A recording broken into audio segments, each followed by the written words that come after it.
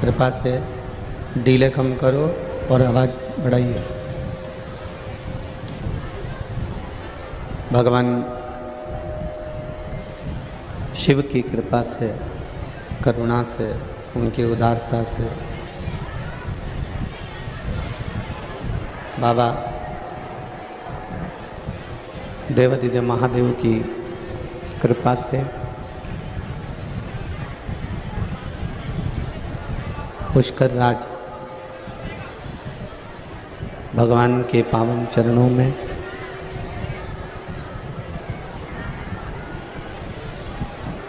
तीर्थों के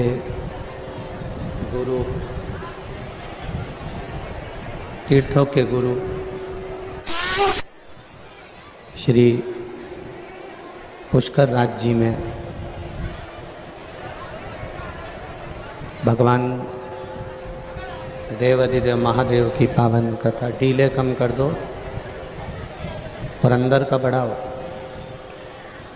देवादिदेव महादेव की पावन कथा श्रवण करने का सौभाग्य प्राप्त हुआ है। कथा के मुख्य यजमान श्री कैलाश जी खंडेलवाल, श्रीमती चंद्रकांता जी खंडेलवाल, श्री अमित कुमार जी गुप्ता, श्रीमती कीर्ति ममोड़िया, श्री राकेश जी खंडेलवाल, श्रीमती मोनिका जी खंडेलवाल। एक बार जोरदार ताली बजाकर खंडेलवाल परिवार के लिए बहुत बहुत साधुवाद है, जिन्होंने इतनी सुंदर पावन कथा का रसतत्व ग्रहण करवाया। ये कहीं ना कहीं देवादिदेव महादेव की कृपा, करुणा और उनकी उदारता है, जिसके चलते आप और हम भगवान शिव की पावन कथा तीर्थ गुरु पुष्कर जी में श्रवण कर रहे हैं। आपको परसों की कथा में कहा गया था, परसों की कथा में वर्णन किया था कि अपन बैकुंठ नहीं गए, अपन ने स्वर्ग नहीं देखा। ये बंद है क्या? अपन बैकुंठ नहीं गए, अपन ने स्वर्ग नहीं देखा, पर अपन बैकुंठ नहीं गए, स्वर्ग नहीं देखा, पर यदि अपन पुष्कर की भूमि पर आ गए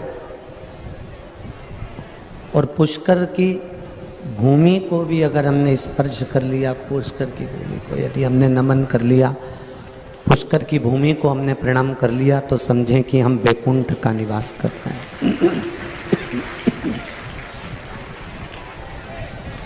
हम बैकुंठ का वास कर रहे हैं, बैकुंठ का निवास कर रहे हैं।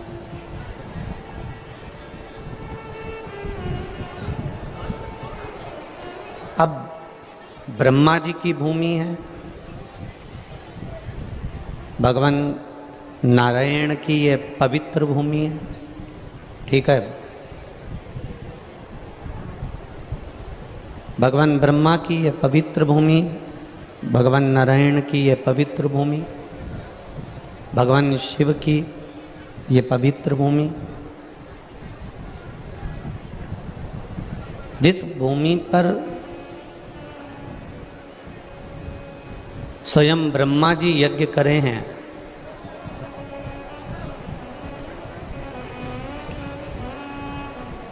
जिस भूमि पर वराह भगवान ने अपनी पृथ्वी को स्थिर कर कर रखा हो, जिस भूमि पर वामन भगवान का चरण रखा गया हो, और जिस भूमि पर मेरा देव अधिदेव महादेव अपने रूप को, देखो उज्जैनी में मेरा महाकाल बाबा आया, एक बार रूप बदल कर आया। काशी में मेरे महादेव जी पहुंचे तो एक बार रूप बदल के पहुंचे। सोमनाथ जी में अगर मेरे महादेव पहुंचे तो रूप बदल कर पहुंचे, फिर उसमें कर दैवान है राम जी। सोमनाथ जी में देवादिदेव महादेव पहुंचे तो फिर रूप बदल कर पहुंचे। केदारनाथ बाबा में मेरे देवादिदेव महादेव पहुंचे तो रूप बदल के पहुंचे।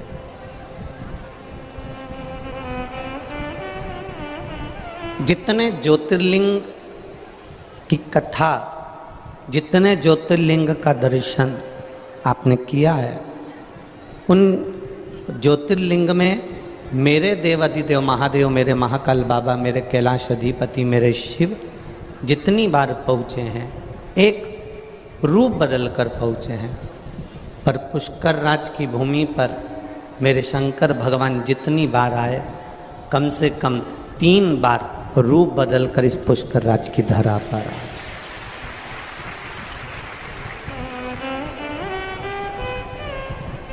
इस पुष्कर राज की भूमि पर, इस पुष्कर राज की धरा पर मेरे देवादिदेव महादेव एक रूप में नहीं, 3 रूप बदल कर,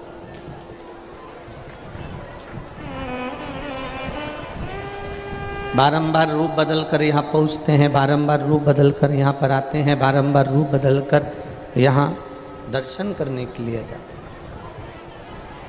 अब ये आपके स्मरण में हो कि ये भूमि कैसे साधारण हो सकती है।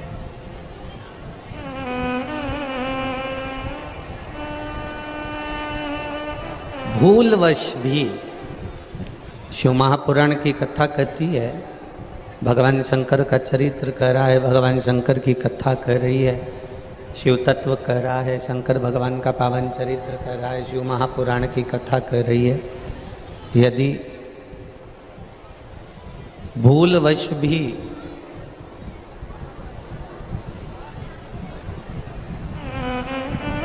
मान लो, भूल से भी अगर कोई भगवान शिव की, ये नहीं कहेंगे कि ये पुष्कर राज ब्रह्मा जी की नगरी है, कि भगवान नारायण की नगरी है, कि देवादिदेव महादेव की नगरी है। आप तो इतना स्मरण रखें कि ये पुष्कर राज ब्रह्मा जी का भी है, विष्णु जी का भी है, और ये पुष्कर राज मेरे देवादिदेव महादेव का भी, मेरे शंकर भगवान का, मेरे ओघड़दानी का, मेरे शिव जी का भी।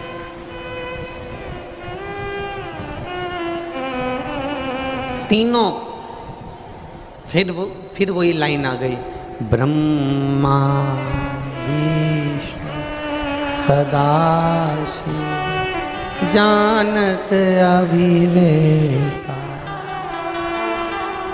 स्वामी जानत अविवेका, प्रणवाक्षर के ओम अक्षर के मार्गे यह तीनों एका। ये ब्रह्मा, ये विष्णु, ये शिव, ये तीनों एक स्वरूप में है। आप इनको अलग अलग स्वरूप में दर्शन नहीं कर सकते, आप इनको अलग अलग स्वरूप में नहीं देख सकते, आप इनको अलग अलग स्वरूप में स्मरण नहीं कर सकते।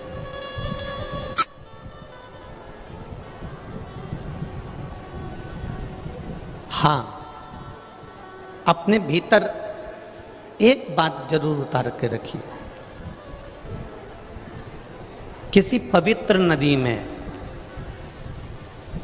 किसी पवित्र सरोवर में, किसी पवित्र तीर्थ में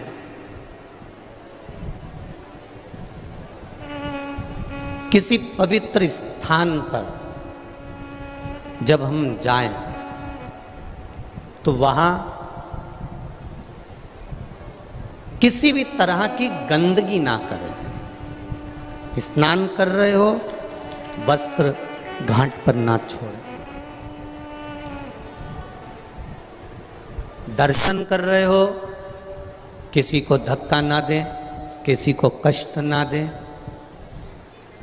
अगर हम भगवान का दर्शन करने के लिए गए हैं, महाकाल बाबा का दर्शन करने के लिए गए हैं, वैद्यनाथ जी का दर्शन करने के लिए गए हैं, मल्लिकार्जुन भगवान का दर्शन करने के लिए गए हैं, हम श्याम जी का, खाटू श्याम जी का दर्शन करने गए, सालासर जी दर्शन करने गए, जीण माता का दर्शन करने के लिए गए, ब्रह्मा जी का दर्शन करने के लिए यदि हम गए और हम वहाँ पहुँचकर यदि किसी को धक्का दे रहे हैं, किसी को कष्ट दे रहे हैं और फिर हम दर्शन कर रहे हैं, तो फिर उसकी कोई मूलता नहीं है। फिर ऐसा दर्शन करने से तो आप टीवी के सामने बैठ जाओ, और गला पकड़ रहा है, टीवी के सामने बैठ जाओ और दर्शन कर लो, वो श्रेष्ठ।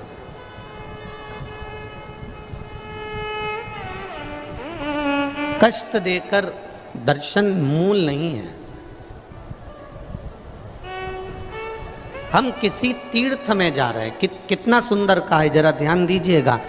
गंगा में, सरयू में, सरस्वती में, नर्मदा में, मंदाकिनी में, यमुना में, गोदावरी में, कृष्णा में, ताप्ती में, सरोवर में, कुंड में, बावड़ी में, जब हम किसी पवित्र नदी में, सरोवर में, कुंड में, कुएं में, बावड़ी में स्नान करने के लिए जाते हैं, उस समय पर तुम अकेले नहीं होते, तुम्हारे पूर्वज, तुम्हारे पितर तुम्हारे साथ उस कुंड के घाट पर विराजमान रहते हैं।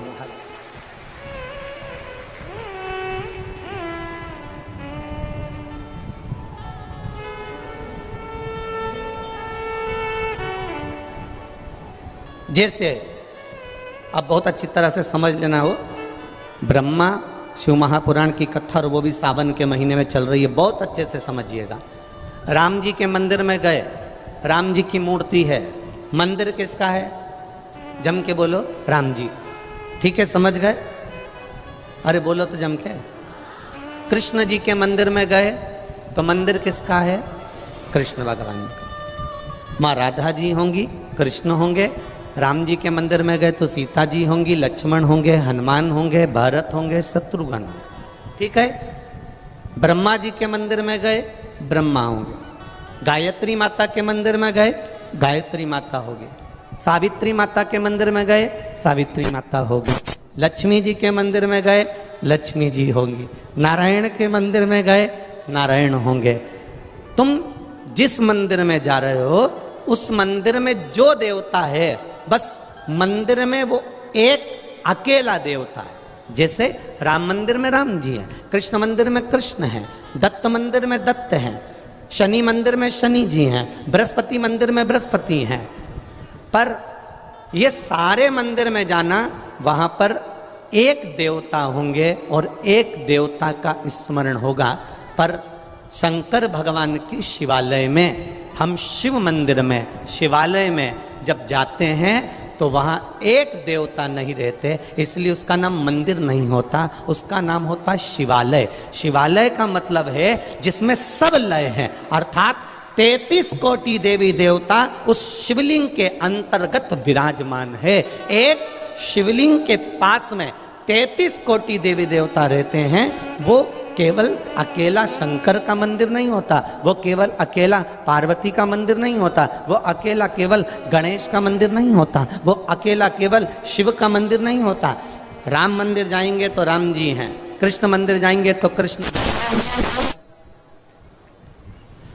शंकर भगवान का जो शिवालय है, शंकर भगवान का जो शिवालय है, शिव मंदिर है, शंकर भगवान का जो शिवालय है, वहाँ मंदिर नहीं, वो शिवालय कहलाया है। शिवालय का मतलब है कि वहाँ मेरा देव अधिदेव महादेव अकेला नहीं बैठा है, वहाँ मेरा देव अधिदेव महादेव सबके साथ विराजमान है। 33 कोटि देवी देवता वहाँ विराजे, 33 कोटि।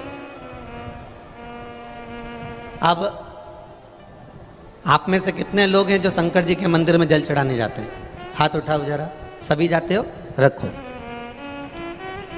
अब कोई तुमसे पूछे कि शिव जी के मंदिर में तुम जल चढ़ाने जाती हो, तो आपको कहना चाहिए कि मैं अकेली शंकर भगवान के मंदिर में केवल अकेले शंकर जी को जल चढ़ाने के लिए नहीं जाती हूँ।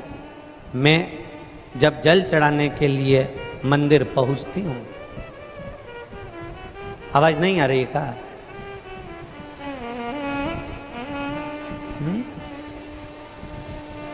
आवाज नहीं आ रही है? एलईडी बंद हो गई है, एलईडी का इस्तेमाल।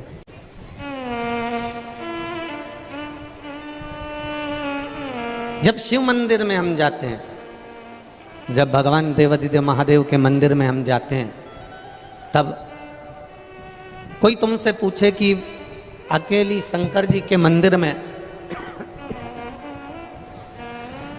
क्या मैं केवल शंकर भगवान को जल चढ़ाने के लिए जा रही हूं, तब आपको कहना चाहिए मैं केवल शंकर जी को जल चढ़ाने के लिए नहीं जा रही हूं।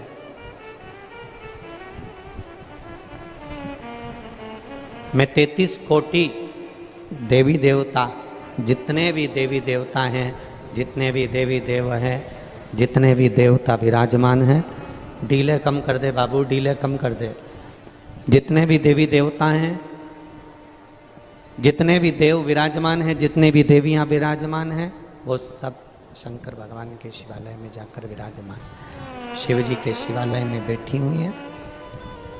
मैं अकेली शंकर भगवान को जब जल चढ़ाती हूँ, केवल शिव जी पर अकेला जल नहीं चढ़ता है,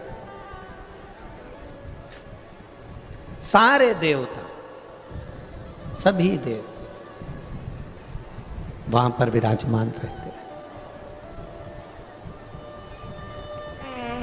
वास्तुदेव भी वहां है, पितृदेव भी वहां है, गरुण देव, वरुण देव, सभी देव वहां पर विराजमान है, सभी देव।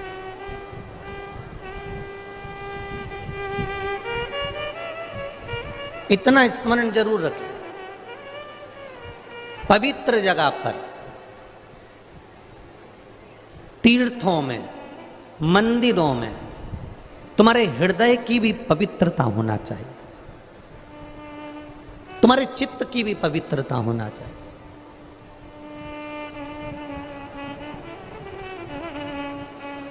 दो तरह के लोग होते हैं मंदिर में, दो तरह के लोग जाते हैं। एक, मंदिर में भगवान का दर्शन करने वाला जाता है, और एक मंदिर में मंदिर की रंगत देखने वाला। इतना पैसा आता है, कहाँ क्या करते होंगे, सही से पुताई भी मंदिर की नहीं करवाते, ट्रस्ट क्या कर रहा है। हम मंदिर में गए तो मंदिर की केवल खामियां ढूंढने में लग गए। हम मंदिर में पहुंचकर मंदिर की केवल ऐब देख रहे हैं, हम उसकी खामियां निकाल रहे हैं। दर्शन करने वाला मंदिर में खामी नहीं निकालता। मेरो तो गिरधर गोपाल दूसरो ना कोई, वो खामी नहीं निकाल रहा, उसको केवल एक से आस लगी हुई है, उसको केवल एक से मन लगा हुआ है, उसको केवल एक से चित्त लगा हुआ है, उसको केवल एक से चित्त जुड़ा हुआ है। इसलिए वो कोई खामी निकालने को तैयार नहीं है, वो कुछ देखने को तैयार नहीं है। डीले कम कर दे बाबू। वो खामी निकालने को तैयार नहीं है, वो केवल उसकी चित्त वृत्ति, उसका मन, उसकी बुद्धि, वो केवल भगवान में लगा कर बैठा है।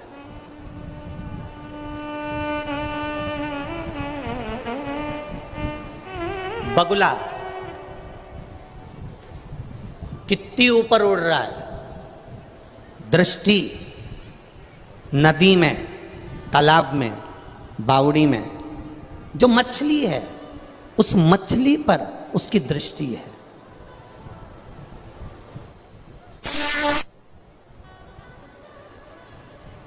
उड़ कितना ऊपर रहा है वो, पर उसकी जो दृष्टि है, उसकी जो नज़र है, उसकी जो दृष्टि है, उसकी जो नज़र है, उसका जो ध्यान है, उसकी जो दृष्टि है, वो उस तालाब में, उस नदी में, उस सरोवर में, उस नदी के अंदर, उस सरोवर के अंदर, उस तालाब के अंदर मछली पर है।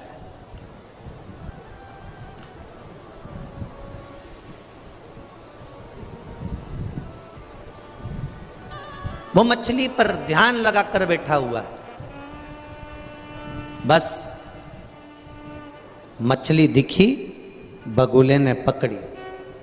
उसी तरह एक भक्त, एक शंकर का उपासक, शिव की आराधना करने वाला, राम की आराधना करने वाला, भगवान कृष्ण की आराधना करने वाला, उसकी जो दृष्टि होती है वो परमात्मा की ओर होती है कि बस परमात्मा को कैसे मैं प्राप्त कर लूं, भगवान को अपना कैसे बना लूं। उसकी दृष्टि बस वहां लगी होती है कि परमात्मा को अपना बनाना है तो कैसे बनाना।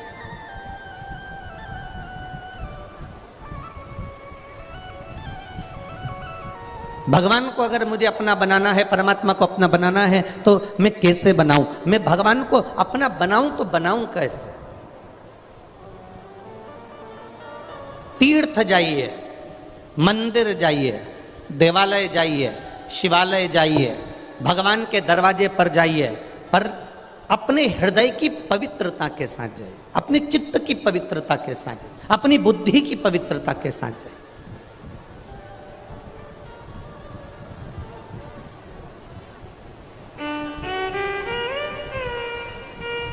ना जाने किसने तुमको नियम बना दिया,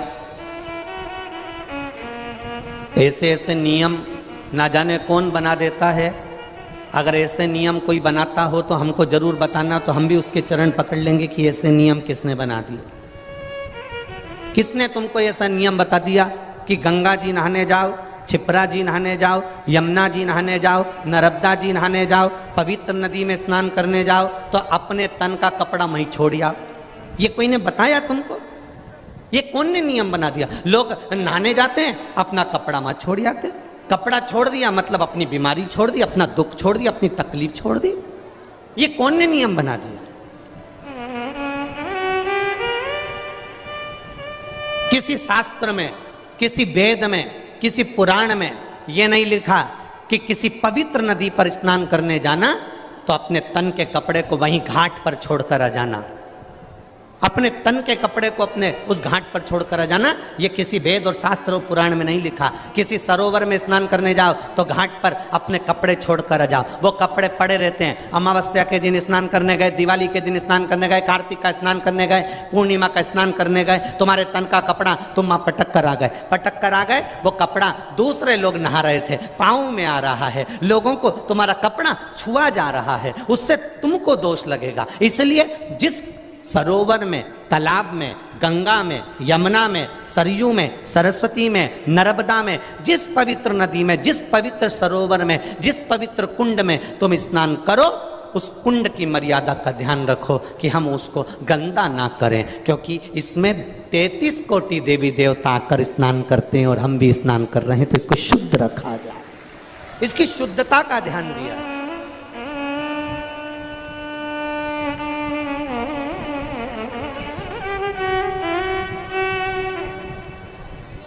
ये इतना बड़ा पुष्कर का सरोवर है। वैसे तो अभी हम दर्शन करने गए थे, तब हमने दर्शन किया था, पूरा साफ है, क्लीन है और बाबा की कृपा से उसमें पानी भी खूब भरा हुआ है। कोई बता रहा था, गुरुजी कथा चालू नहीं हुई थी उससे पहले तो पूरा खाली था, थोड़ा सा ही पानी था, पर ब्रह्मा जी जाने और महादेव जाने, कथा चालू होने के पहले उसने पूरा भर दिया। ये शिव तत्व, शंकर भगवान ने पूरा गंगा से भर दिया उसको।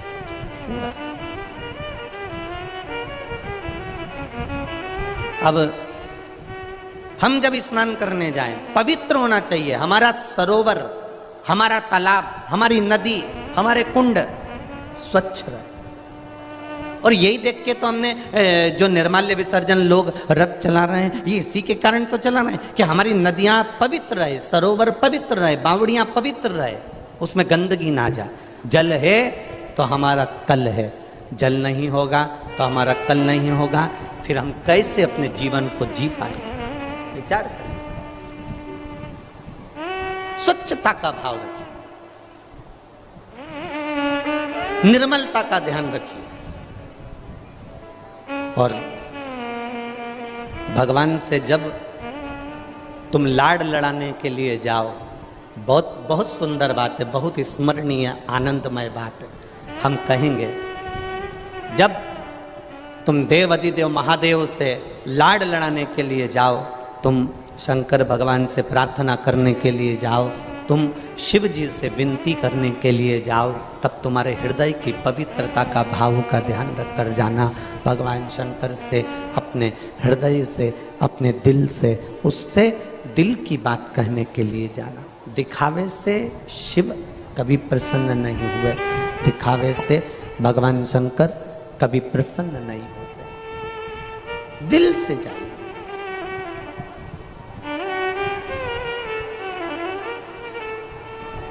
एक बात, अभी चुनाव चालू होने वाले हैं, अरे बोलो तो, लोग चिल्ला चिल्ला के कहेंगे भैया तुम संघर्ष करो। बोलो, हमने तो नहीं बोला, तुमने कितनी जल्दी बोला, हम तुम्हारे साथ। फिर कोई ने चिल्लाया भैया तुम संघर्ष करो, हम तुम्हारे साथ हैं। अब लोगों को बुरा लग सकता है हमारी बात से, लग जाए तो लग जाए, दूसरी बार मत बुलाना कथा करने, उसमें कोई टेंशन वाला विषय नहीं।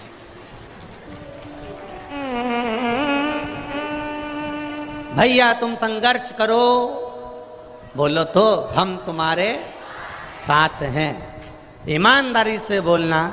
अगर जितने वो भैया के साथ हैं और वो बोल रहे हैं भैया तुम संघर्ष करो हम तुम्हारे साथ हैं, अगर उतने भी इनके साथ होते ना तो संघर्ष की जरूरत ही नहीं पड़ती।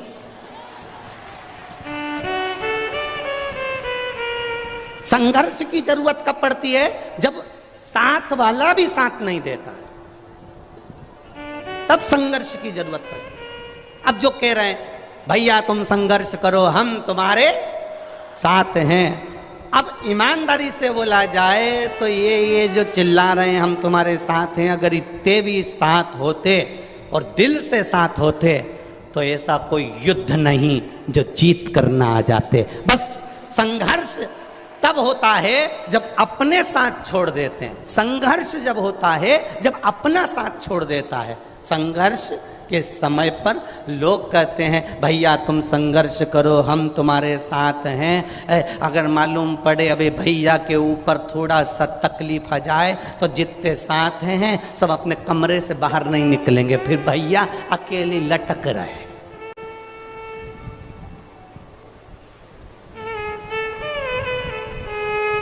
साथ होते तो संघर्ष की जरूरत नहीं पड़ती, साथ होते तो संघर्ष की जरूरत पड़ती ही नहीं। साथ नहीं है ना, इसलिए संघर्ष की जरूरत है।